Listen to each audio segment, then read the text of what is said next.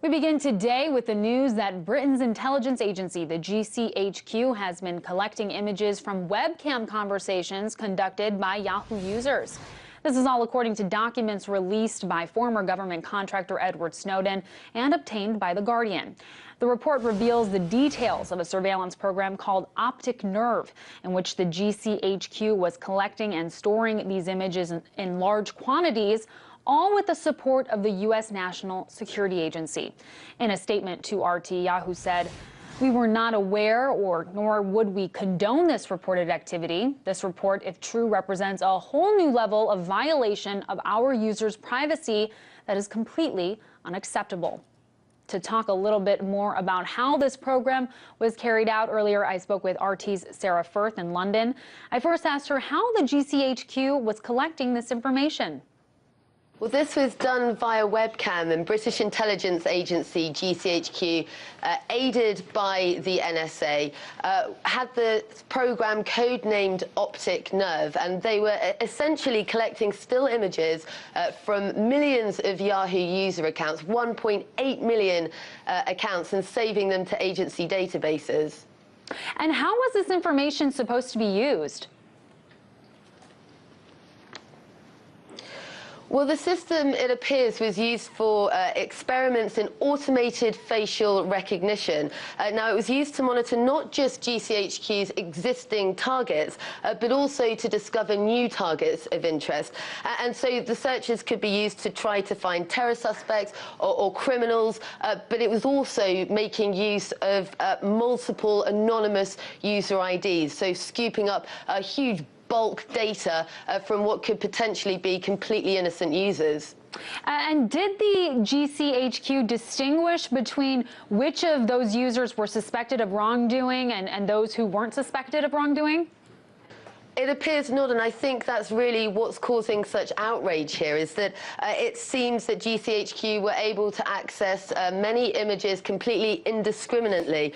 The information was collected in bulk, largely anonymous user IDs, as we said, detailed in those documents, and that also means that they'd have been unable to filter out information between US or UK citizens. So no distinctions made there, as we said, indiscriminately collecting this information, and of course that's what has caused so much concern and so much anger from a lot of users already. Absolutely. And of course, also, we're learning that scores of sexually explicit material, in particular, was inadvertently collected. After realizing this, did the GCHQ make any attempts whatsoever to prevent the collection or storage of that kind of content? Well, GCHQ certainly getting a little bit more than I think they were bargaining for there.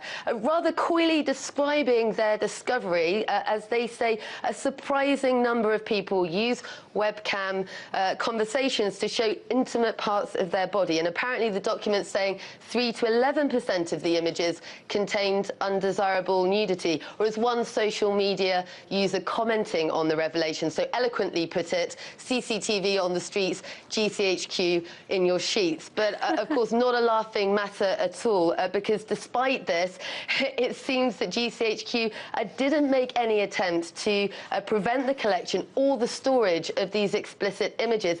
They did eventually, it seems, come to a compromise by excluding images from this facial recognition program that didn't actually include faces. So eventually they did manage to filter out some of the images coming through, but it seems not much effort was made in the collection or indeed storage of those very personal images.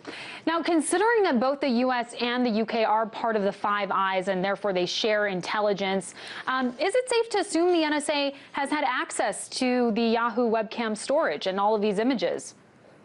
It's pretty unclear at this point exactly how much access NSA had to those Yahoo webcam images. Of course, that is a question a lot of people, including, you'd imagine, Yahoo themselves, are going to be really pushing to get the answer on that. It does seem that policy documents were available to NSA analysts throughout routine information sharing. And as we said, this Optic Nerve codenamed program, a GCHQ operation, but they were aided certainly by by the NSA. So that is going to be something that is going to be being looked at very closely right now. And Sarah, this particular program, Optic Nerve, interestingly only focused on Yahoo users. Is there any reason why the agency used Yahoo instead of, say, Google?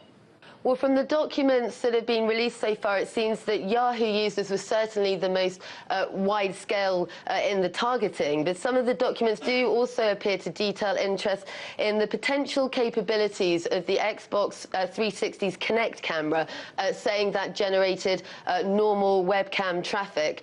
So again, it seems possible that they were in this program looking to perhaps expand it to other areas as well as that wide-scale Yahoo webcam imaging. All right, certainly a lot of outrage over this. RT correspondent Sarah Firth, thanks for your reporting.